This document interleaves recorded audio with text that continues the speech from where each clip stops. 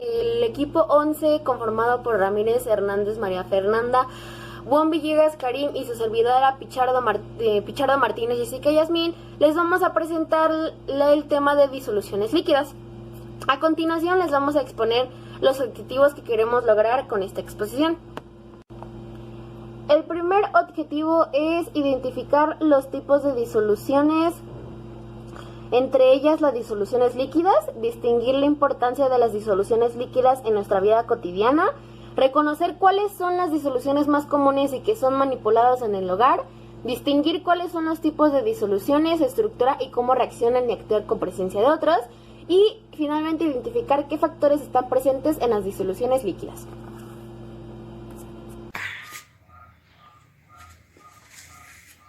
Las disoluciones son mezclas homogéneas de dos o más sustancias. Siempre que se está en presencia de una mezcla homogénea, esta recibe el nombre de disolución. Son mezclas íntimas a escala molecular porque en el proceso de formación de la mezcla las interacciones se producen entre iones y moléculas individuales o entre moléculas de cada uno de los componentes.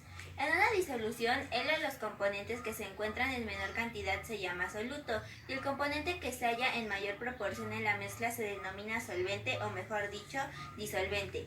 Las disoluciones se pueden clasificar según el estado de agregación de sus componentes, donde encontramos disoluciones sólidas, líquidas y gaseosas. El estado de agregación de la disolución resultante es el estado que tiene el disolvente.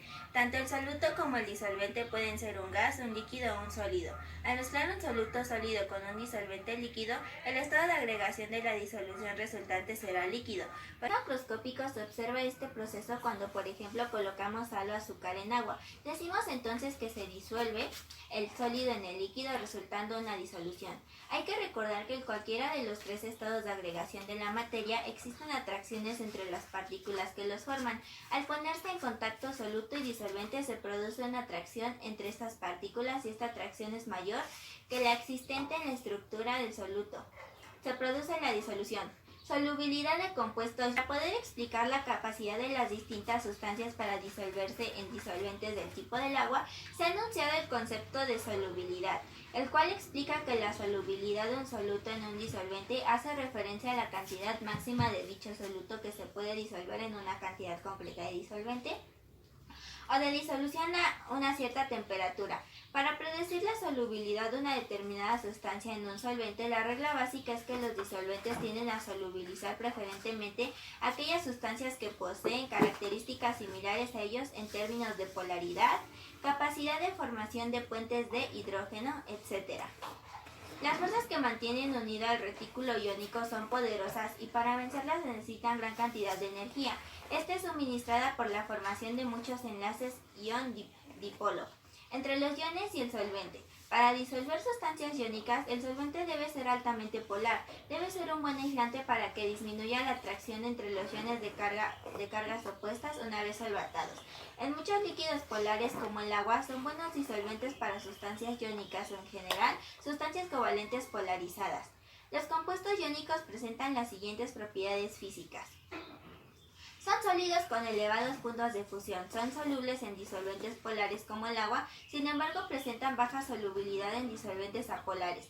Fundidos y en disolución acuosa conducen la corriente eléctrica. Se obtienen a partir de elementos con distinta electronegatividad, metal y no metal. Solubilidad de compuestos covalentes. En las sustancias que presentan enlaces covalentes se aplica la regla de lo similar disuelve a lo similar, de tal forma que los solutos no polares o poco polares se disuelven mejor en disolventes no polares.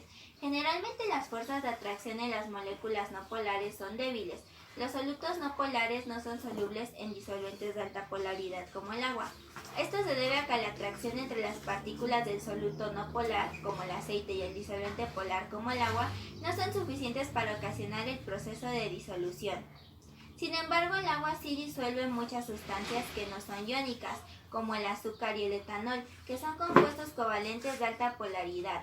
Esto se debe a que en estos solutos las moléculas tienen en su estructura enlaces OH polares, similares al de agua, que permiten formar puentes de hidrógeno entre ellas. Un puente de hidrógeno se forma cuando existen fuerzas de atracción entre un átomo de hidrógeno de una molécula y un átomo muy electronegativo, como es el oxígeno. de otra molécula. Cabe señalar que en la disolución de estas sustancias no hay formación de iones, sino atracciones electrostáticas entre el agua y toda la molécula del soluto, por puentes de hidrógeno. Los compuestos covalentes presentan las siguientes propiedades. Muchos compuestos covalentes son gases y líquidos. Los sólidos presentan puntos de fusión relativamente bajos. No presentan conductividad eléctrica en fase líquida. Están formados por elementos con electronegatividades similares. Están formadas por moléculas independientes unidas entre sí por fuerzas débiles llamadas fuerzas intermoleculares. Solubilidad dependiente de su polaridad. Los polares son solubles en disolventes polares como agua o etanol. Los apolares en disolventes no polares como benceno o hexano. Fuerzas intermoleculares. Dentro de una molécula los átomos están unidos mediante fuerzas intermoleculares, enlaces iónicos, metálicos o covalentes principalmente. Estas son las fuerzas que se deben vencer para que se produzca un cambio químico. Son estas fuerzas, por tanto, las que determinan las propiedades químicas de las sustancias. Sin embargo, existen otras fuerzas intermoleculares que actúan sobre distintas moléculas o iones y que hacen que éstas se atraigan o se repelan. Estas fuerzas son las que determinan las propiedades físicas de las sustancias, como por ejemplo el estado de agregación, el punto de fusión y de ebullición, la solubilidad, la tensión superficial, la densidad, etc.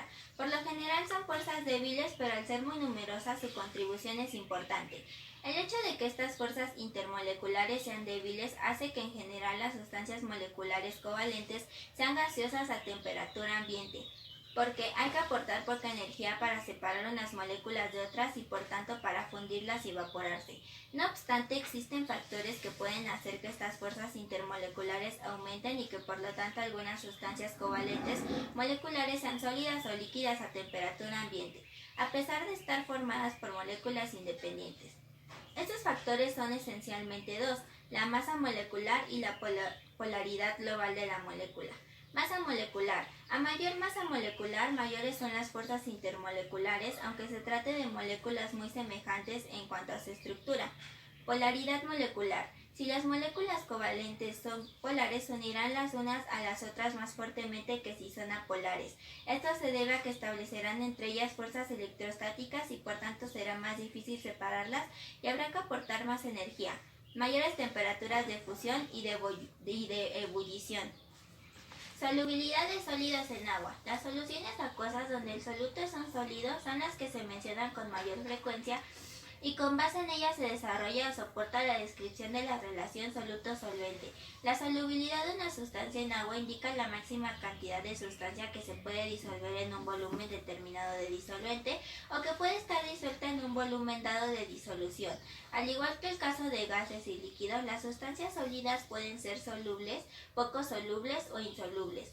El proceso de disolución de los sólidos puede ser exotérmico o endotérmico dependiendo de la naturaleza del soluto y de la posibilidad de interacción física y química con el agua.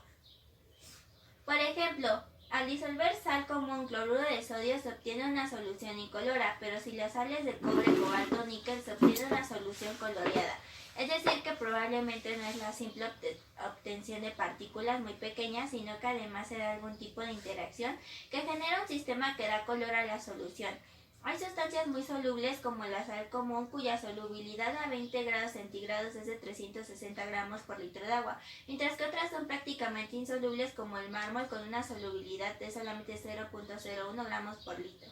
Solubilidad de líquidos en agua. Sabemos que algunos líquidos se mezclan entre sí en todas las proporciones. En otras palabras, tienen una solubilidad mutua infinita y se dice que son miscibles. El etanol, el ácido sulfúrico y el son ejemplos de líquidos que son completamente miscibles con el agua.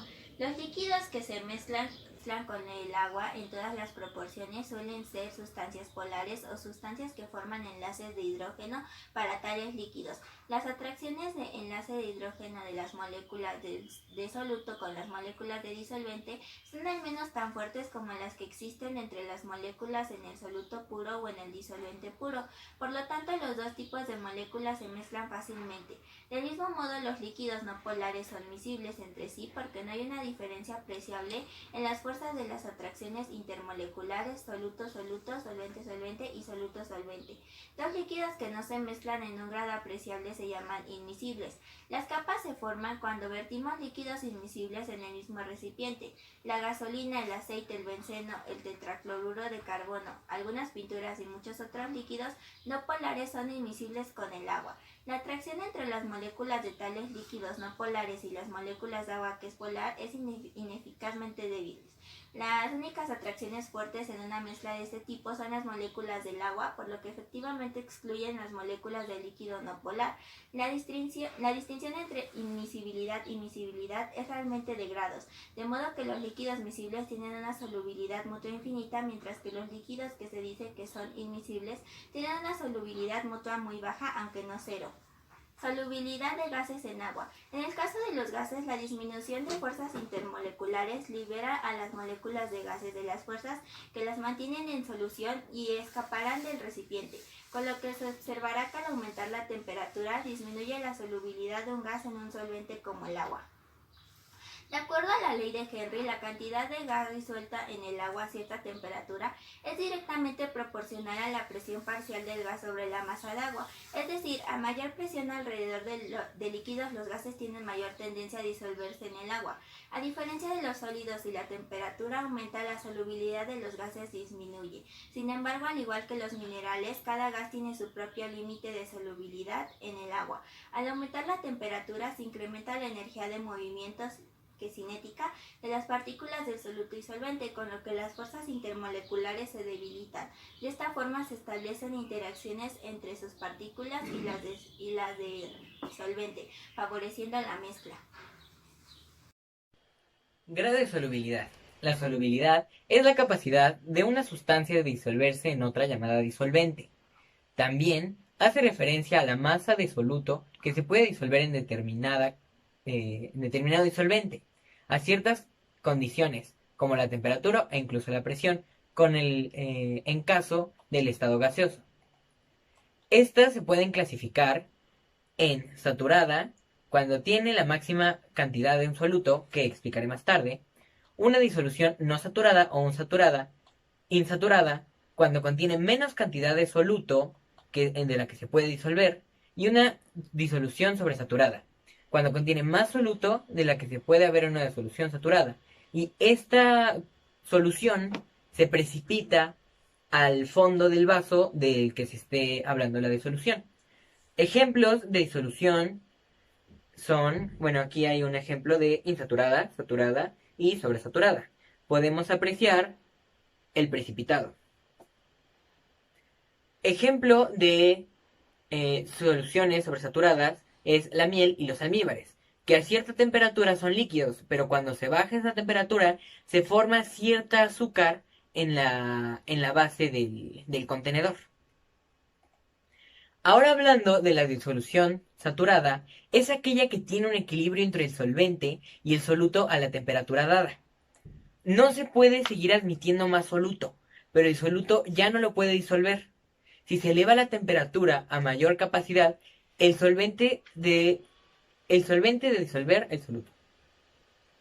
Un ejemplo de esta solución podría ser agua con sal. Aquí no se puede apreciar porque es incolora, pero esta solución, ese vaso con agua, está al máximo de su capacidad de solubilidad. Entonces, si se le agregase la sal que está en la cuchara, se precipitaría en el fondo y no tendría una más solubilidad. Ahora hablemos de la gráfica. Ahora hablemos de la gráfica o curva de solubilidad de sales. Podemos observar que en la curva de solubilidad, el coeficiente de solubilidad representado depende de la temperatura, de la naturaleza del soluto o de la naturaleza del disolvente y de la presión, que en este caso no es tanto la presión porque no se ejerce, por lo que lo más importante vendría siendo la temperatura. El coeficiente de solubilidad aumenta si el fenómeno de disolución a temperatura constante es endotérmico y disminuye en caso contrario.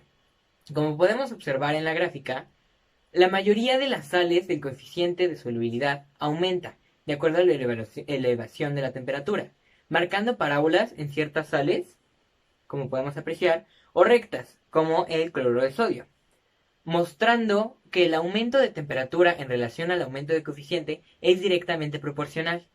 Hay casos en los que la temperatura disminuye la solubilidad, como en el caso del sulfato de cerio, que en una solubilidad de agua a 0 grados es de 39.5%, mientras que a 100 grados Celsius es de 2,5%. Podemos observar en la anterior tabla cómo disminuye, de acuerdo al aumento de la temperatura. Continuando con la exposición, ahora hablemos de la concentración en masa. Esta fórmula se calcula a partir de la masa del soluto. Dividimos sobre el volumen de la disolución en mililitros. Se puede utilizar porcentajes de composición para representar concentración de disoluciones. Una disolución de 100 mililitros al 1%, por tanto, dispondría de 1 gramo de soluto disuelto en el volumen total de la disolución. Esto sería equivalente a masa sobre volumen de porcentaje. Otro tipo de soluciones porcentuales son masa sobre masa y volumen sobre volumen. El origen de la notación es el hecho de que 1 mililitro de agua pesa 1 gramo alrededor. Así, por una solución acuosa, produciría idénticos a 1. Hablando ahora más de la solubilidad, hablemos del constante del producto de solubilidad. El producto de solubilidad de un compuesto iónico es el producto de las concentraciones molares de equilibrio de los iones constituyentes, cada una elevada a la potencia del coeficiente estequiométrico de la ecuación de equilibrio. En general, para una reacción química del tipo AB igual a A más B, la constante del producto de solubilidad sería esta que les estoy mostrando. La constante del producto de solubilidad de un compuesto depende siempre de la temperatura. El valor indica la solubilidad de un compuesto iónico, es decir, cuanto menor sea su valor, menos soluble será el compuesto. Aquí podemos observar una tabla de máximas solubilidades de compuestos iónicos del plomo y del azufre, sulfatos y carbonato de plomo, cloruro de plomo, etc. Estos son muy poco solubles, por lo que con una cantidad muy pequeña de esa sal vas a saturar tu disolución. El oxígeno disuelto es el que está disuelto en el agua, valga la redundancia. Esto se logra por difusión del aire, del entorno, la aireación del agua, como en cascadas, en ríos. El mismo oleaje disuelve el oxígeno en el agua. Los peces y los animales acuáticos no pueden diferenciar el oxígeno del agua o de otros compuestos que tengan oxígeno. Solo las plantas verdes y algunas bacterias pueden hacerlo a través de la fotosíntesis y procesos similares. Virtualmente, el oxígeno que nosotros respiramos es producido por las plantas verdes. Un total de las 3/4 partes del oxígeno de la Tierra es producido por el fitoplancton de los océanos. Al aumentar la temperatura, en esta gráfica o curva de solubilidad del agua, podemos observar que disminuye la cantidad de oxígeno disuelto en el agua. Cuando el agua contiene todo el oxígeno disuelto a una temperatura dada, se dice que está al 100% saturada de oxígeno. El agua puede estar sobresaturada de oxígeno bajo ciertas condiciones, rápidos de aguas blancas o cuando las algas crecen y producen oxígeno rápidamente y que puede ser usado para la liberación de la atmósfera. Aquí podemos observar, como ya mencioné, que entre más temperatura hay menos oxígeno, lo que provoca que muchas de las especies no se puedan dar, porque necesitan en el agua cierta cantidad de oxígeno para incluso poder nacer, como el caso de las larvas.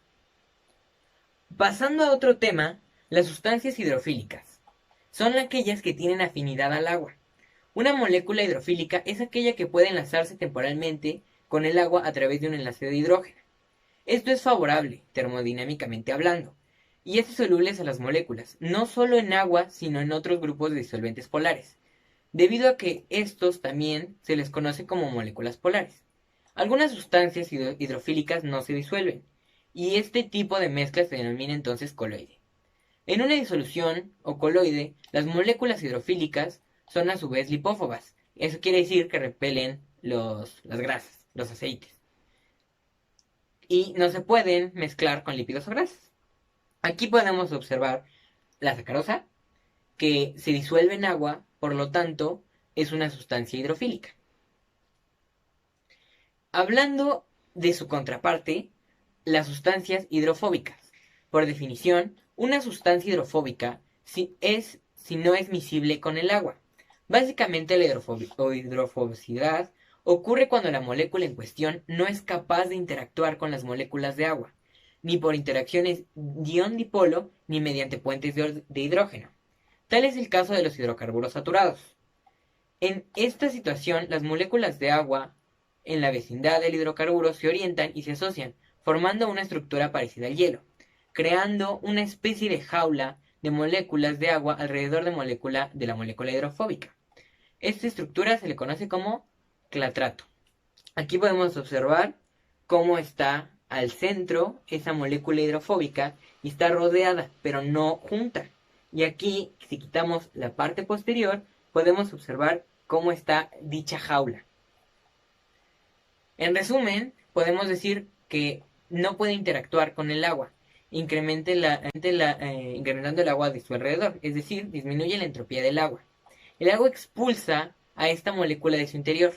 Ciertamente, las moléculas se van a unir entre sí por la fuerza de dispersión, pero como estas interacciones deforman entre cualquier molécula, la contribución neta de estas interacciones a la energía del efecto hidrofóbico se puede considerar pequeña. De hecho, las moléculas disueltas en decano, por ejemplo, no muestran ninguna tendencia a unirse entre sí. Las interacciones hidrofóbicas dependen exclusivamente de la estructura del agua y aparecen siempre que se mezclen en agua y otras sustancias que no interaccionen con ellas. Aquí podemos ver ejemplos de estas sustancias como los hidrocarburos saturados, aquí es agua con gasolina, o los lípidos. Bien sabemos que si servimos en un vaso agua y aceite o aceite y agua, nunca se van a juntar. Ni aunque elevemos la temperatura, con nada se van a juntar.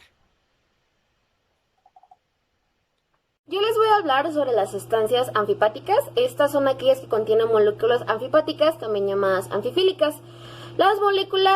Estas moléculas son aquellas que pueden sentir afinidad o repulsión al mismo tiempo por un determinado solvente. Poseen un extremo hidrofílico, o sea que es soluble en agua, y otro hidrófobo, o sea que rechaza el agua. Estas moléculas deben tener dentro de sus estructuras regiones polares y apolares, ya sea que estén distribuidas más o menos homogéneamente. Por ejemplo, las burbujas son un fenómeno causado por la reducción de la tensión superficial de la interfase aire-líquido, producto de la acción de un surfactante, el cual es un compuesto anfifílico. ¿Y qué es un surfactante? Estas son sustancias que modifican las propiedades de la superficie de separación entre dos líquidos o entre un líquido y un sólido, que fundamentalmente provocan una disminución de una propiedad denominada tensión superficial del líquido. Estas son los principales responsables del efecto limpiador en todos los productos que nosotros cotidianamente usamos, gracias a sus propiedades detergentes, humectantes, emulsionantes, espumantes y dispersantes. Aquí tenemos algunos ejemplos, como los detergentes o los quemagrasas, y cada una de sus características y qué contienen cada uno de estos líquidos. Seguimos con el otro tema, que es la modificación de la densidad del punto de congelamiento y punto de ebullición versus la concentración de la disolución acuosa. El punto de congelación, también denominado como punto de congelamiento, es la temperatura en la cual una sustancia en estado líquido pasa a encontrarse en estado sólido. En otras palabras, el punto de congelación es el momento en el cual un líquido se solidifica. Si la temperatura desciende por debajo de los 0 grados, el agua se congelará y pasará a convertirse en un sólido, o sea, en un hielo. El punto de congelación varía dependiendo del estado de la densidad del líquido. Luego pasamos al siguiente, que es el punto de ebullición. Es como en el instante en el cual se provoca el cambio de estado de una materia que pasa de líquido a gaseosa. En concreto se refiere a la temperatura que provoca la que la presión de vapor de un líquido iguale la presión de vapor del medio en cuestión. En otras palabras, el punto de ebullición hace mención a la temperatura en el cual un líquido hierve, la cual está vinculada a las propiedades específicas del líquido y no a su cantidad. Es importante resaltar que una vez que el líquido ha entrado en ebullición y esté hirviendo, la temperatura no sufre ninguna variación. La siguiente definición es las disoluciones acuosas. Todas las disoluciones líquidas en las que el agua es el disolvente se denominan disoluciones acuosas. En el agua se disuelven numerosas sustancias y por ello es un excelente disolvente. La concentración de una solución es la proporción o relación que hay entre la cantidad de soluto y la cantidad de disolvente, donde el soluto es la sustancia que se disuelve y el disolvente es la sustancia que se disuelve al soluto, y la disolución es el resultado de la mezcla homogénea de los dos anteriores. Aquí podemos observar en estas imágenes en cómo tenemos el cuerpo en punto de congelamiento, el agua hirviendo y cómo tenemos una disolución acuosa. Siguientes son los factores que modifican el equilibrio de la solubilidad. El primero es la temperatura, que tiene un efecto directo sobre la solubilidad. Para la mayoría de los sólidos iónicos, el aumento de la temperatura aumenta la rapidez con la que se puede hacer la solución. A medida que la temperatura aumenta, las partículas del sólido se mueven más rápido, lo que aumenta las posibilidades de que interactúen con más partículas del disolvente. Esto da como resultado el aumento de la velocidad a la que se produce una solución. El siguiente es la naturaleza del soluto y del solvente y la presencia de otros compuestos químicos en la solución que también afectan a la solubilidad. Por ejemplo, se puede disolver una mayor cantidad de azúcar en agua que sal en agua. En este caso se dice que el azúcar es más soluble. El etanol en agua son completamente solubles el uno con el otro. En el solvente será el compuesto que se encuentre en mayor cantidad. El siguiente sería la presión, que afecta la solubilidad de un gas en un líquido, pero nunca de un sólido que se disuelve en un líquido. Cuando se aplica presión a un gas que está por encima de la superficie de un disolvente, el gas se moverá al disolvente y ocupará algunos de los espacios entre las partículas del disolvente. Un buen ejemplo sería la soda carbonatada, la gaseosa. En esta la presión se aplica para forzar las moléculas de CO2 en la soda. Y por último sería la agitación. Cuando se disuelve un sólido, las partículas del mismo deben fundirse por toda la masa del disolvente. Sin embargo, este proceso es lento debido a que alrededor del cristal se forma una capa de disolución muy concentrada que dificulta la continuación del proceso. El tema es la determinación de la concentración de disoluciones líquidas y sus unidades. Definiremos con el término concentración a la cantidad de soluto disuelta en una cantidad dada de disolvente o de solución. Entre mayor sea la cantidad de soluto disuelta, más concentrada estará la solución, como podemos ver en esta imagen. Las unidades de concentración más empleadas son la molaridad, los porcentajes, fracción molar, partes por millón, normalidad y molalidad, las cuales están dadas por las expresiones matemáticas que tenemos en esta tabla.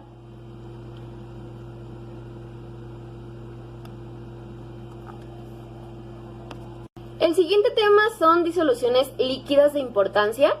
Las disoluciones desempeñan un papel fundamental en la vida humana. Todo lo que nos rodea es una disolución: el aire, el agua, y los ríos, el petróleo, etc. En muchos procesos naturales es indispensable que la materia se presente en forma de disoluciones.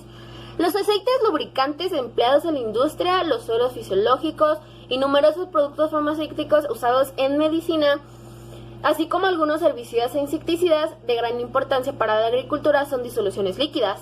Entre esas también están los aceites vegetales, el vinagre, el vino seco, la lejía y el sulfman, muy manipulados en el hogar. Finalmente tenemos las reacciones de neutralización entre disoluciones acuosas ácidas y disoluciones acuosas básicas. Una reacción de neutralización es una reacción entre un ácido y una base. Generalmente las acciones acuosas, ácido-base, se forma agua y una sal, como podemos ver en este esquema de acá. Una disolución será o más o menos ácida según la concentración de protones que contenga. Una disolución con una concentración de iones hidronio mayor que el agua pura es ácida. Si la concentración de iones hidronio es menor que la del agua pura, la disolución es básica. En las reacciones de neutralización se hace reaccionar un ácido con una base con objeto de determinar la concentración de una sustancia ácida o básica en la disolución. Si tenemos una disolución ácida que contiene una cantidad de ácido desconocida, se puede determinar esta añadiendo poco a poco una base hasta que se neutralice la disolución. Una vez que la disolución se ha neutralizado, como la cantidad de base adicionada es conocida, se puede determinar la cantidad de ácido que había en la disolución. En conclusión, una disolución es una mezcla homogénea de dos sustancias. En esta presentación se expusieron las líquidas, pero también están presentes en otros estados de agregación. Todo aquello que nos rodea son disoluciones de las cuales desempeñan un papel importantísimo en la vida cotidiana, ya que se muestran desde la industria alimentaria hasta la farmacéutica. Estas son empleadas en muchos procesos muy simples a muy complejos. También se trataron sus características. Partes de ellas, la solubilidad, que la podremos apreciar en algo tan común como la elaboración de un agua de limón, que para su preparación se requiere agregar primero el azúcar con el objetivo de evitar la sobresaturación del ácido ascórbico del jugo de limón, obteniendo como resultado el sabor dulce que caracteriza esta bebida. Y que algunas son prácticamente imposibles de juntar, por su naturaleza, como el caso de aquellas hidrofílicas e hidrofóbicas, como el agua y los lípidos.